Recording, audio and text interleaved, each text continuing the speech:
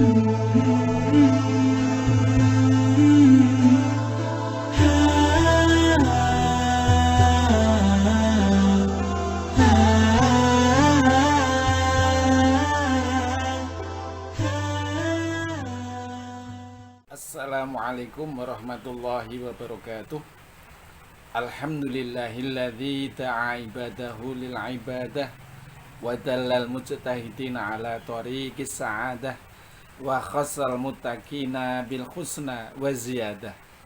Asyhadu an la ilaha illallah wahdahu la syarika lah wa asyhadu anna Muhammadan abduhu wa rasuluhu alladzi la nabiyya ba'dah.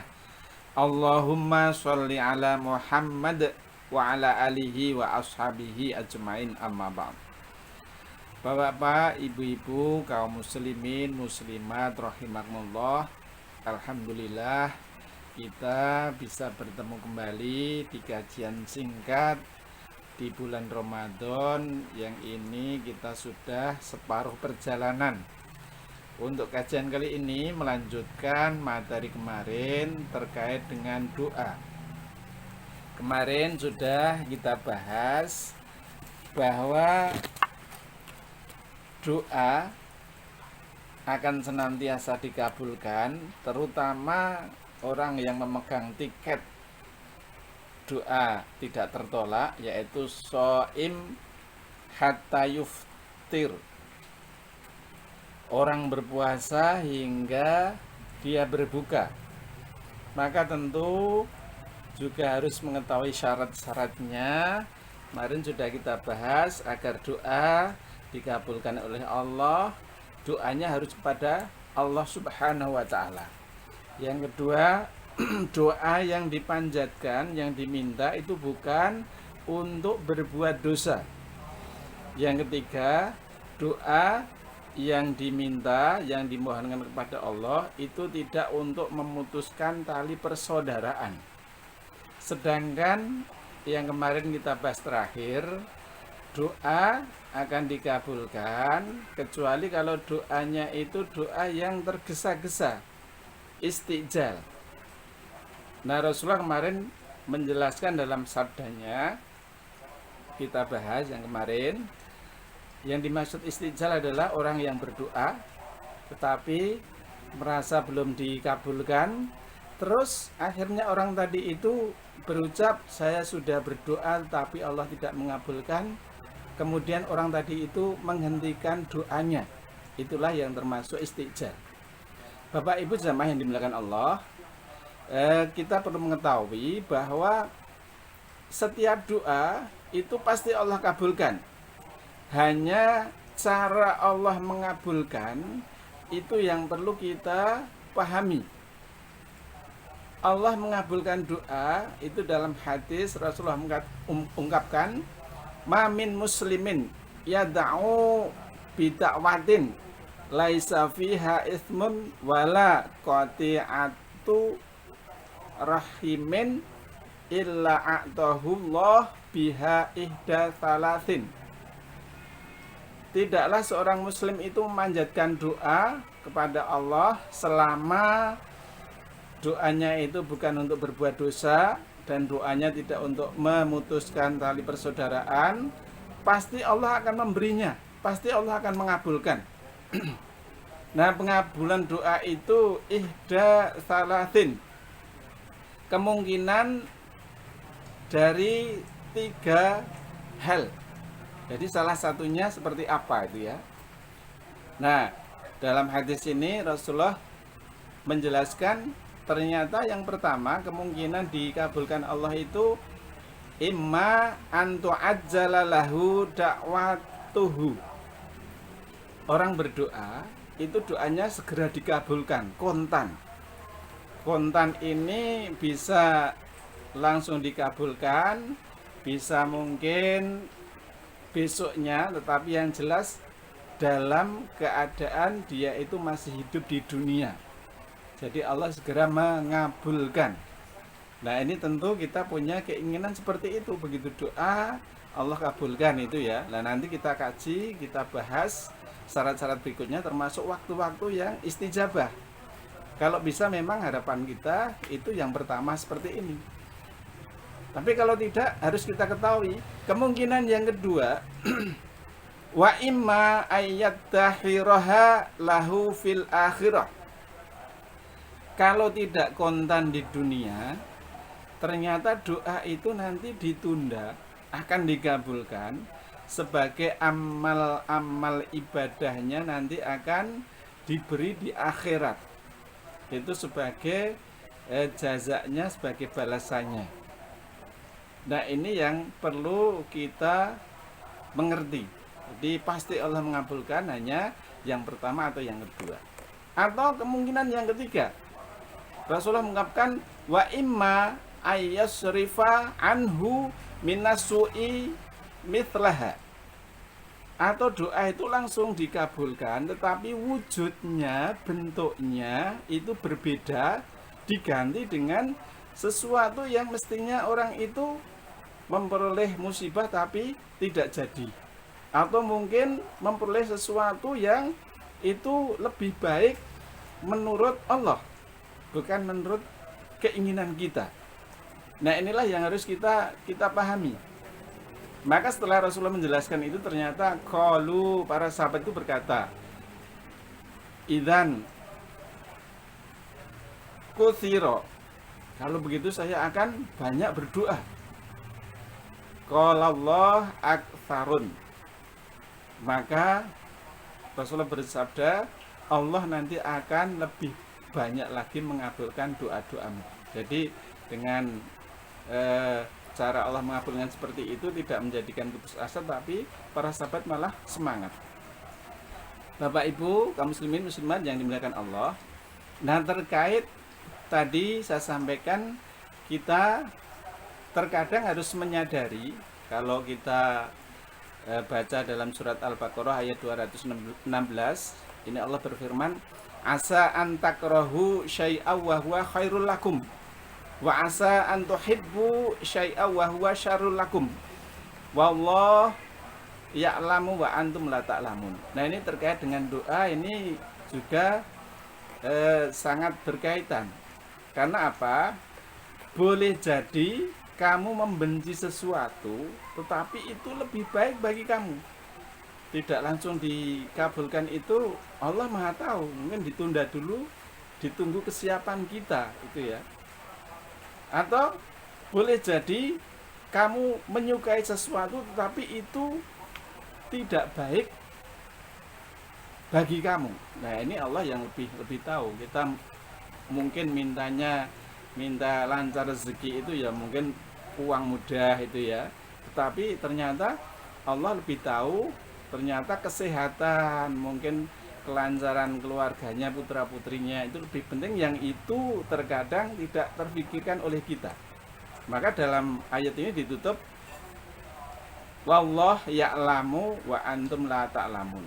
Allah itu lebih mengetahui apa yang kita butuhkan dibandingkan kita itu mungkin tidak tahu. Nah, inilah yang perlu kita sadari. Maka doa ini jangan sampai kita tutup pengabulannya oleh Allah karena kita istijal, kita termasuk orang yang tergesa-gesa. Jadi doa pasti dikabulkan, hanya 3 cara tadi. Langsung Allah kabulkan di dunia ini, langsung kontan waktunya singkat atau mungkin agak panjang tapi di dunia. Yang kedua ditunda di akhirat. Yang ketiga dikabulkan di dunia tapi bentuknya berbeda, atau mungkin itu sebagai bentuk juga menghindarkan diri kita, keluarga kita dari mungkin mara bahaya. Ini juga termasuk pengabulan doa. Bapak Ibu kaum muslimin muslimat yang dimuliakan Allah, yang berikutnya ini yang menjadi perhatian agar doa itu dikabulkan. Ini menjadi syarat juga. Doa itu bisa Allah kabulkan dengan bertawasul kepada Allah dengan salah satu macam tawasul yang diperbolehkan. Nah, kita kaji tawasul atau mungkin wasilah perantara yang diperbolehkan agar doa segera dikabulkan itu apa saja. Kalau kita kaji di beberapa hadis, kalau mungkin dalam penjelasan di kitab Jawabul Kahfi itu diungkapkan tawasul yang diperbolehkan yang pertama adalah bertawasul wasilah agar doa segera dikabulkan itu dengan amal-amal soleh. Nah, amal-amal soleh ini nanti bisa kita ajukan sebagai jaminan perbuatan baik kita agar Allah itu nanti segera membuka pintu-pintu untuk dikabulkan doa. Kalau dalam hadis itu diungkapkan ada kisah 3 orang yang melakukan perjalanan, mungkin tujuannya beda-beda tapi dalam satu tempat itu kebetulan bersamaan sejalan, tiba-tiba hujan deras. Maka ketiganya itu cari tempat berteduh. Nah, didapatinya karena jauh dari perkampungan, didapati gua. Maka ketiganya itu masuk ke gua untuk berteduh dari hujan yang deras. Ternyata setelah di dalam gua, pintu gua itu tertutup oleh longsoran batu besar, sehingga ketiganya tidak bisa keluar. Maka meskipun hujan reda, ketiganya mau keluar tidak bisa keluar. Nah, salah satu dari 3 orang tadi berkata, kita berteriak seperti apapun, minta tolong kepada orang manapun tidak akan bisa, kecuali kita harus minta pertolongan kepada zat yang bisa menolong kita, yakni Allah Subhanahu wa ta'ala. Maka marilah kita berdoa dengan bertawasul amal-amal yang kita lakukan, yang kita anggap itu amal yang terbaik, maka kita ajukan kepada Allah agar Allah mendengar doa kita dan Allah mengabulkan. Maka orang pertama berdoa dan menyampaikan, ya Allah, saya punya orang tua yang biasa saya dulukan memberikan minum susu dari biri-biri kambing yang saya gembalakan. Jadi setiap habis menggembala itu langsung memerah susunya mungkin diolah terus diberikan ke orang tuanya sebelum memberikan kepada anak-anaknya atau mungkin istrinya. Nah, pada suatu hari orang tadi itu menggembalanya agak jauh sehingga sampai di rumahnya itu agak sore. Maka orang tadi itu ternyata menyampaikan kepada Allah, ya Allah, saya sudah sampai rumah dan sudah saya perahkan susu, ternyata orang tua saya itu sudah tidur dan seperti biasanya tidak akan memberikan susu kepada siapapun sebelum orang tuanya minum. Maka ini diajukan kepada Allah, ya Allah, kalau saya berbuat senantiasa ikram mendahulukan orang tua kami menjadi amal soleh kami, maka hindarkanlah atau tolonglah kami dari kesulitan sekarang ini. Maka ternyata batu itu bergeser.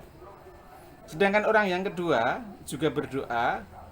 Orang kedua ini seorang pemuda yang kaya raya, punya keponakan yang kebetulan keponakannya itu tidak kaya. Nah, pada suatu hari keponakannya putri ini mungkin kesulitan keuangan, yang ringkasnya keponakannya ini pinjam uang. Maka pemuda tadi itu memberi uang yang cukup banyak. Ternyata pemberiannya itu tidak akan diminta lagi, atau hutangnya itu tidak akan diminta lagi, asalkan mau menyerahkan dirinya atau keponakan putrinya itu mau melayani nafsunya. Ringkasnya setelah keponakannya itu istilahnya mau melayani, cuman keponakannya itu mengingatkan, apa kamu tidak takut kepada Allah? Maka begitu ada ungkapan apa kamu tidak takut kepada Allah, akhirnya pemuda tadi itu meninggalkan keponakannya tadi, tidak jadi melaksanakan maksiat. Ya Allah, kalau saya meninggalkan maksiat karena takut kepada Engkau, itu menjadi catatan amal soleh, maka berilah pertolongan kami dalam kesulitan sekarang ini. Maka ternyata apa? Batu besar yang menutupi gua itu bergeser lagi. Terus yang ketiga, itu adalah seorang juragan yang punya sekian banyak pekerja. Nah, di antara sekian banyak pekerja itu ada satu pekerja yang ketika kerja itu mengundurkan diri. Nah, ketika mengundurkan diri, pesangonnya dan gajinya itu belum sempat diberikan. Jadi pesangon dan gajinya belum sempat diberikan, pekerjanya, karyawannya itu sudah pergi meninggalkan. Tapi apa? Majikan tadi atau salah seorang orang ketiga tadi itu dari opah pesangonnya itu ternyata apa? Ditabung. Kalau dalam hadis itu dibelikan binatang ternak, dipelihara, sampai ternyata apa? Tabungan dari pesangon karyawannya dan gaji yang belum diberikan itu berkembang jadi banyak. Nah, pada suatu hari ternyata pekerja itu kembali untuk meminta gaji yang belum pernah diminta sama pesangonnya. Maka apa? Majikan itu menyampaikan, itu domba-domba yang di lapangan itu adalah milikmu. Maka ternyata apa? Pekerja itu merasa dilecehkan. Tidak mungkin kamu mengejek. Oh enggak, itu adalah milik kamu. Ternyata pekerja itu langsung membawa tanpa mengucapkan terima kasih. Maka majikan tadi atau orang ketiga itu menyampaikan kepada Allah, ya Allah, apabila apa yang aku lakukan ini menjadi catatan amal soleh saya, maka berilah pertolongan kami dari kesulitan ini. Maka ternyata apa? Batu itu bergeser sampai ketiga orang itu bisa keluar dari gua. Nah, inilah tawasul yang diperbolehkan ketika kita berdoa itu, tawasul dengan amal-amal soleh kita. Kalau kita lihat dalam surat An-Naml ayat 60, itu juga menjelaskan bahwa Abu Muklak itu seorang saudagar kaya raya dan orang yang ahli ibadah dan orang yang berilmu, profesinya itu berdagang. Itu kan ternyata apa? Doanya juga langsung kuntan dikabulkan Allah dengan tawasul, dengan amal-amal solehnya. Oleh karena itu, kaum muslimin muslimah yang dimuliakan Allah, nah inilah yang barangkali perlu kita ketahui. Selain syarat-syarat kemarin, kita juga bagaimana berdoa agar dikabulkan oleh Allah, segera dikabulkan. Itu salah satunya itu berwasilah dengan amal soleh kita. Dan ini tadi tawasul yang diperbolehkan adalah tawasul dengan amal soleh. Yang kedua, tawasul dengan asma Allah, asmaul husna. Nah, ini nanti akan kita bahas di kajian berikutnya. Mungkin itu saja yang perlu saya sampaikan. Kurang lebihnya mohon maaf. Billahi taufiq wal hidayah. Akhirul kalam. Wassalamualaikum warahmatullahi wabarakatuh.